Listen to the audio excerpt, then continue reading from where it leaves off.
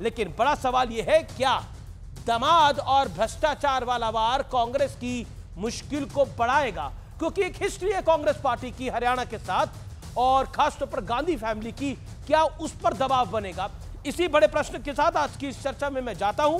मेरे साथ डॉक्टर अजय आलोक है, भारतीय जनता पार्टी के नेता प्रवक्ता। मेरे साथ आम आदमी पार्टी के वरिष्ठ नेता और विधायक हैं कुलदीप कुमार, उनका अभिनंदन है। मेरे साथ फराज किदवई हैं, प्रवक्ता समाजवादी पार्टी के, उनका अभिनंदन है। मेरे साथ तहसीन पूनावाला जी जुड़ रहे हैं, जाने माने राजनीतिक विश्लेषक हैं। मेरे साथ इस चर्चा में सत्यप्रकाश मिश्रा जी हैं, जो कि नेता हैं जेडीयू के। आपका भी अभिनंदन है इस चर्चा के अंदर। तो मैं इस चर्चा की शुरुआत करता हूं, और तहसीन भाई शुरुआत आप ही से करता हूं। 60 सेकंड का वक्त आपके पास है। क्या आपको लगता है ये तो दामाद की बात कर ये भ्रष्टाचार की बात कर क्या कांग्रेस को बैकफुट पर डालने की कोशिश है? मुझे पता है ये सवाल आपके लिए थोड़ा पर्सनल भी है। कोई पर्सनल नहीं है अमीश जी, हम इसको यूज टू हो चुके हैं। आज मैं आपके शो में मुझे शिरकत करने का मौका मिला, ये मैं आज हरियाणा से शिरकत कर रहा हूँ आपके शो के अंदर, और मैं आपको बता सकता हूँ, मैं पूरे हरियाणा में घूम रहा हूँ, भाजपा 20 से 22 सीटों को क्रॉस नहीं करने जा रही है। यहाँ तक कि जो वर्तमान मुख्यमंत्री है सैनी साहब, उनको भी अपना कॉन्स्टिट्यूंसी चेंज करनी पड़ी। भाजपा की करारी हार होने वाली है। और जो रॉबर्ट जी पे उन्होंने आरोप लगाया, देखिए अमित जी, मैं कम से कम आज 11, 12, 13 साल से आपके साथ शो में आने का मुझे मौका मिलता है, और बहुत फेयर जर्नलिस्ट है। ये आरोप लगते जब चुनाव आते इनको रॉबर्ट जी याद आते। आज आप पूछे ना, 10 साल में एक आरोप वो रॉबर्ट जी पर सिद्ध नहीं कर पाए। बस चुनाव आते मोदी जी का दामाद जी दामाद जी दामाद जी दामाद जी चालू होता है। दामाद जी, क्योंकि हरियाणा में हिंदू मुसलमान नहीं होता है तो ये चालू हो गए, महाराष्ट्र में हिंदू मुसलमान करेंगे। लेकिन 8 अक्टूबर को अमित जी, आप मुझे बुलाए ना बुलाए, मैं आपके शो पे 5 मिनट आऊंगा और आपको बोलूंगा I told you so. Congress 50 पार करने जा रही है, बीजेपी 20 से 25 के बीच में सिमट जाएगी। कांग्रेस 50 पार कर रही है, बीजेपी 20 से 25 पे सिमट रही है।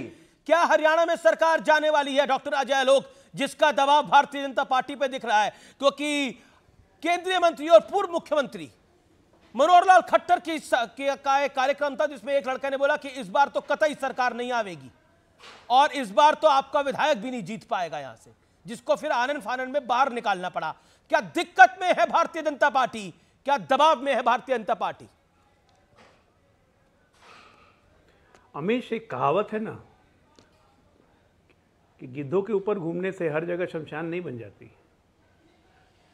तो जिस तरह से हरियाणा को गिद्धों की तरह नोच के खाया है इन लोगों ने 10 साल, वो हरियाणा की जनता ने देखा है।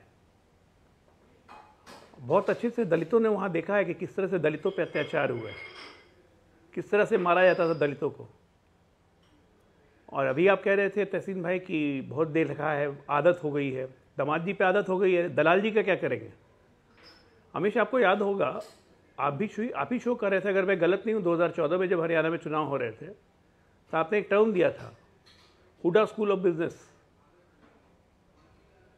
ये ऐसा स्कूल ऑफ बिजनेस चलाते थे, Hooda school of business and Hooda school of economics, कि 5 लाख की जमीन 5 करोड़ में 1 महीने में हो जाती थी, और उसको दामाद जी बेच देते थे।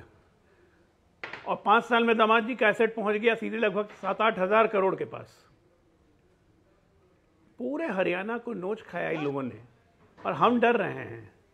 तीसरी बार हरियाणा में पूर्ण बहुमत की बीजेपी की सरकार आएगी। तहसीन भाई को याद दिला देता हूं, अभी कुछ महीने पहले छत्तीसगढ़ में भी इनके यही कहने थे कि छत्तीसगढ़ में कांग्रेस वापस कर रही है, हम जीत रहे हैं मध्य प्रदेश, हम जीत रहे हैं राजस्थान। जब आप हुड्डा की बात करते हो तो वो एक विषय है, और उसके ऊपर तहसीन पूनावाला रिस्पॉन्ड करेंगे। लेकिन जब आप रॉबर्ट वाड्रा की बात करते हो तो उनके लिए पर्सनल क्वेश्चन भी बन जाता है, क्योंकि उनके परिवार की बात होती है। नहीं, मुझे कोई दिक्कत नहीं भाई, पर्सनल क्वेश्चन सही बात है भाई, सही बात है, पर्सनल क्वेश्चन बन जाता है। लेकिन जब कोई चीज़ पब्लिक डोमेन में हो और खुलेआम भ्रष्टाचार हो, खुलेआम जमीन का CLU बदला गया था, खुलेआम उसको बेचा गया था, DLF को, यूनिटेक को बेचा गया था रॉबर्ट वाड्रा के द्वारा, 5 करोड़ की जमीन 576 करोड़ में बेची गई थी, ये सब तो ऑन रिकॉर्ड है ना। तो आप आपके परिवार के हो चाहे कोई हो, लेकिन जब बात डोमेन में है तो बात तो आएगी। ठीक है। और जमीन उमीन की बात तो खैर कांग्रेसी लोग ना ही करें तो बेहतर है। भाई, सिद्धारमैया जी ने भी कर्नाटका में जमीन हथिया ली। देखिए, प्रियंका गांधी से लेकर रॉबर्ट वाड्रा सब चुप है उस पर। हाईकोर्ट से झटका मिला। तहसीन पूनावाला तो सबसे बड़े माफिया तो घर में बैठे हुए। लेकिन तहसीन पूनावाला, अजय भाई ने कहा कि रॉबर्ट जी की पर्सनल वेल्थ 8,000 या 9,000 करोड़ ऐसे कुछ उन्होंने आंकड़े दिए, यानी लगभग $1 बिलियन। मुझे नहीं पता, लेकिन अगर $1 बिलियन की वेल्थ होती तो एक तो मुझे नहीं पता तो भारत की सरकार कर क्या रही है। मैं तो कहता हूँ प्लीज़ आपको टैक्स वसूल करना चाहिए।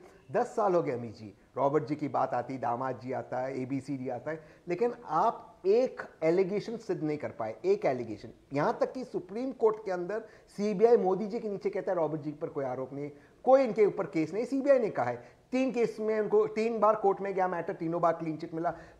वर्तमान सरकार अपोज नहीं कर पाई, इलेक्शन के टाइम पे आप उनका नाम लेते हो। दूसरी बात, पिछले 10 साल में हरियाणा में भाजपा की सरकार थी, केंद्र में भी भाजपा की सरकार थी और हरियाणा में।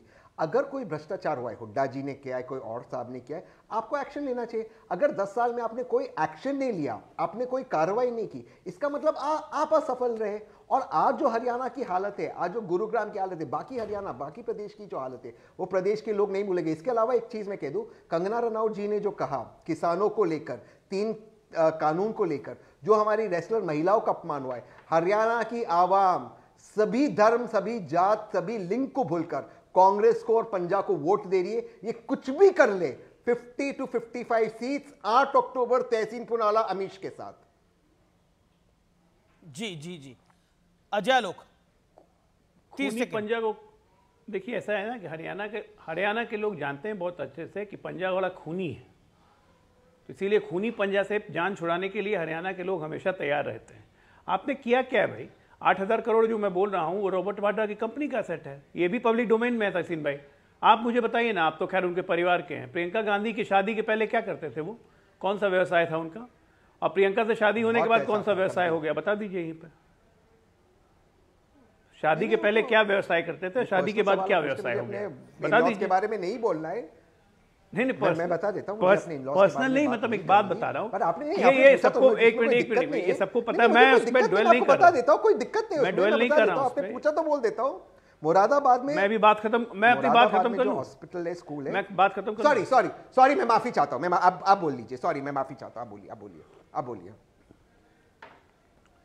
बात यह है कि हरियाणा में लोग देखेंगे कि पिछले 10 साल में जब से भारतीय जनता पार्टी की सरकार रही तो हरियाणा का किस तरह चौमुखी विकास हुआ। मात्र 300 किलोमीटर के हाईवे बना के आप गए थे, 1500 किलोमीटर का हाईवे हम बना के रहे हैं। गुड़गांव को जिस तरह से औद्योगिक लाभ मिला है, जिस तरह